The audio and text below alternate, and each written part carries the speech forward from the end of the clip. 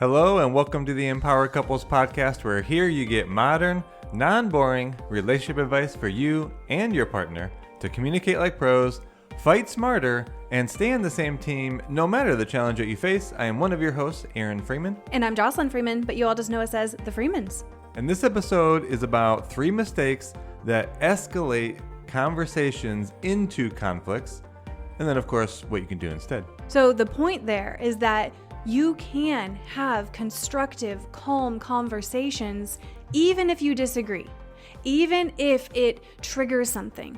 It doesn't have to become a conflict. And I know that might seem far-fetched because some of you are like, no, if we hit a certain topic or if I hit a certain trigger point, it definitely escalates. And I think what we want to be clear on, it's not like calm exactly, because you're going to have emotion. You're not zen, you're going to have things come up. Like you can get triggered, as in the emotion, and then not act on it to escalate it. So what we're saying is you can actually be with the emotion that you're having or be with the emotion your partner is having and feel it and then still keep it constructive. Yes. At least not doing more damage to your partner. And this is really a key thing because, as you've been listening, repair itself is critical to the health of a relationship. And this is the other aspect of it. You're going to repair when things do escalate or you do some damage. But these are going to be the steps to keep that, what could be a simple conversation, into becoming something that you then have to repair. Right. So we say the 2 goals are learn how to de-escalate, and then second, learn how to repair. Those are the 2 goals to focus on. Notice how the goal isn't to have 0 conflict. So that's different, right? So before we get into these 3 mistakes, which I think are going to really hit home, we are announcing here today on the podcast, we had just put it up yesterday on Instagram as well, and it's been a huge hit already, a brand new guide. Right? What could it be about? The first guide was so successful. We heard so many amazing things from it for our Making Up and Moving Forward guide that we decided to create one on de-escalating conflicts and regulating emotions. This might be my new favorite guide because of the amount of depth and clarity we provide for understanding emotions, both your own and your partner, what to do with them, meaning how to regulate them, and then strategies to de-escalate. And we really go into a lot of the common mistakes that you make and give you different shifts to make something more constructive. So more than that, I think my favorite section is about your goal with your own emotion. I'm not going to give it away, but that's actually a bigger section to me than a smaller-ish section about the mistakes, which is kind of why we want to cover 3 here today. Yeah, so you can get the new guide for just $19 with the link in the show notes, or if you want to type it in, it's a little bit of a long one, so get ready for this, thecouplesexperience.com/conflicts guide. So it's /conflicts guide, but the link is in the show notes to make that even easier. And you can get this, you can open it up anytime you're needing to review it. It's something you can have on your phone and review or print it out if you'd like. So with that, Aaron, do you want to dive into the first mistake? The first mistake is what is being known now as the pursue-withdraw pattern.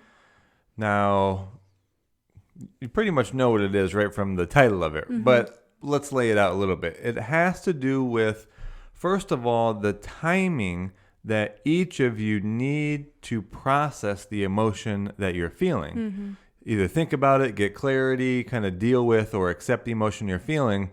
The problem is that it is different than your partner. So what in the normal pursue-withdraw pattern is one person then is uncomfortable with the emotion, isn't ready to talk, isn't ready to process. However, they don't communicate that the best.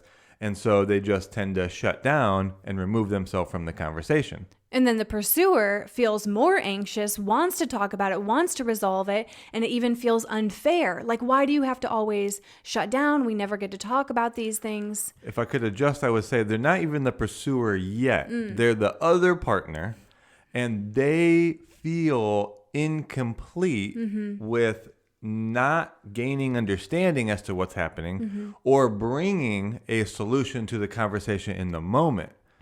So then the other person is shutting down more. Now you become the pursuer because you might say, no, let's talk about this. what is it you're thinking? Why are you shutting down? Right? That's a big one. Why are you shutting down? Then they might leave the room, so they now become the withdrawer. And then the pursuer can even actually follow them into another room, trying to still have the conversation. Or just get more anxious or louder, right? Because it's like, okay, you're shutting down. I need to talk about this. So it only escalates from there, right? As both of you aren't getting what you need.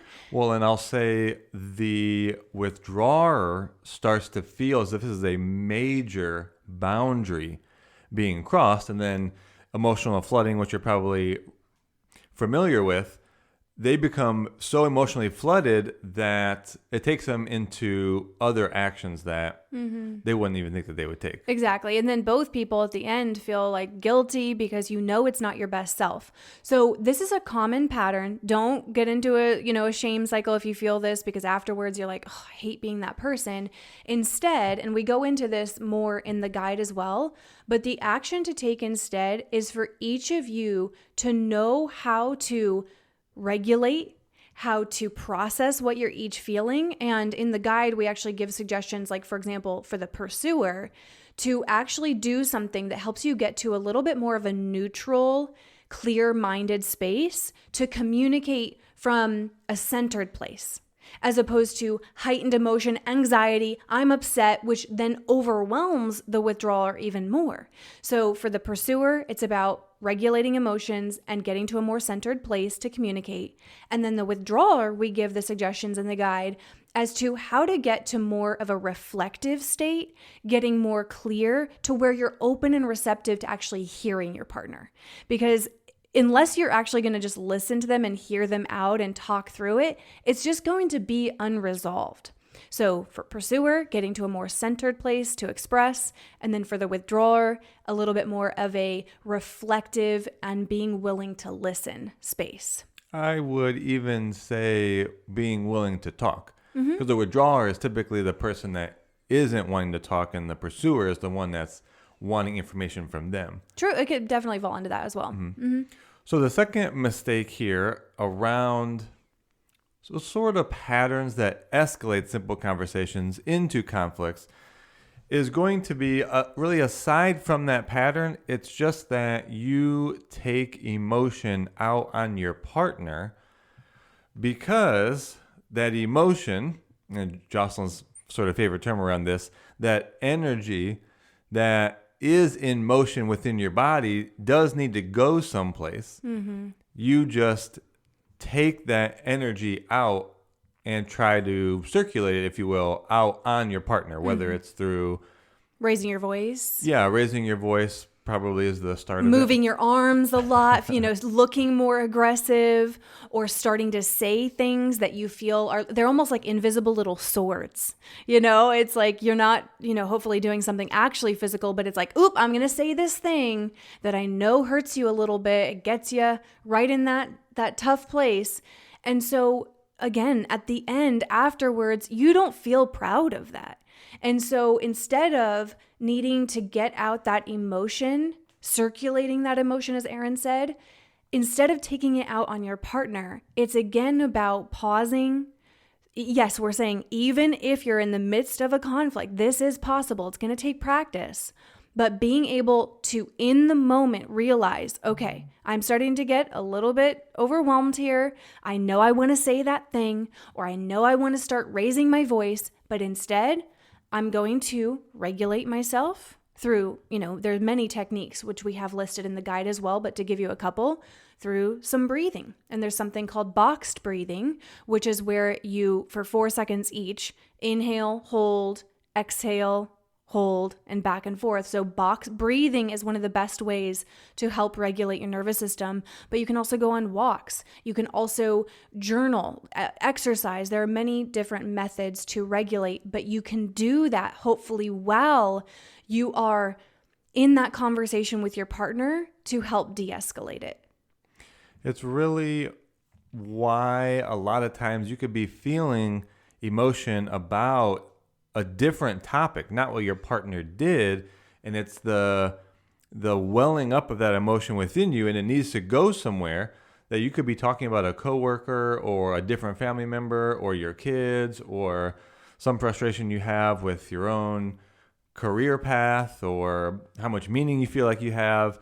And the way that it's coming out is going to feel maybe more aggressive or possibly attacking, even if your partner isn't about it. And that's how you can go from a conversation unrelated to you and your partner or the marriage, and you still take that energy out on your partner, and it then causes a conflict and escalates from there. Yes. I almost want to give them a different third one than we had planned for, but I'll stick with the plan because this could be another episode, but something came to me.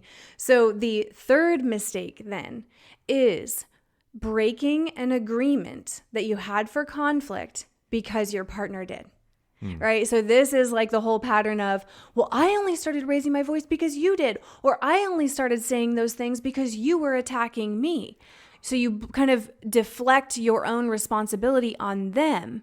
But just because your partner is fighting in a certain way, and maybe they're breaking an agreement, which if agreements for times of conflict is a new concept for you, it's something that we cover in several of our resources just because we find the majority of couples have never created them, which these are promises that you are making for how or for exactly what you're going to not do during conflict, right? What are the unacceptable actions or behaviors in times of conflict? So let's say you've established those, perhaps in using it's actually a section in our new guide too. I mean, we wanted this guide to be so comprehensive, so actionable, implementable. So we've covered a lot of bases here, but maybe you create the agreements in this guide. Maybe you've just already created agreements. Then when you are getting more heated with your partner, you don't get to break one just because they do. You just have to hold yourself to the standard of what you're actually committed to and what you've agreed to. This isn't a thing where you throw your own standards out the window. And it's really the tit for tat kind of feeling. So in the beginning, when you make agreements, you're not going to be keeping them 100% of the time. So when your partner slips up, you just have to hold yourself to the standard, first of all, that you're a person of integrity, of your word, and not just, again, throw your agreements out of the window. And then what you do is you want to just remind them, like, hey, remember, that's an agreement that we made recently. And if they have committed themselves to it, that reminder will be something that they can accept. If it's not something that they've actually committed themselves to, they're going to say something like, don't control me, don't tell me what to do. Just a signal that they haven't committed themselves to that yet. So again, you just don't want the tit for tat pattern because that will escalate a conversation into a conflict. And just to really show you that this is possible, because I know some of you are like, oh, but Freemans, it is so hard when I start getting mad, when my partner, says that thing, it's like, oh, I lose control. It takes practice, but if you had met me years ago, even kind of like in the transition to meeting Aaron, in my prior relationships, for me, it was all bets were off when I was feeling emotion. Well, you just also didn't have any agreements in place. That's true too, right? So I didn't know how to regulate my emotions. I didn't have agreements with my partner. So it was like World War III in conflicts with me. And now with our agreements, with learning how to regulate our emotions, with knowing how to de-escalate, it's like not even a mini battle. It's not just not World War III. It's not even like a mini battle. We don't do damage to each other.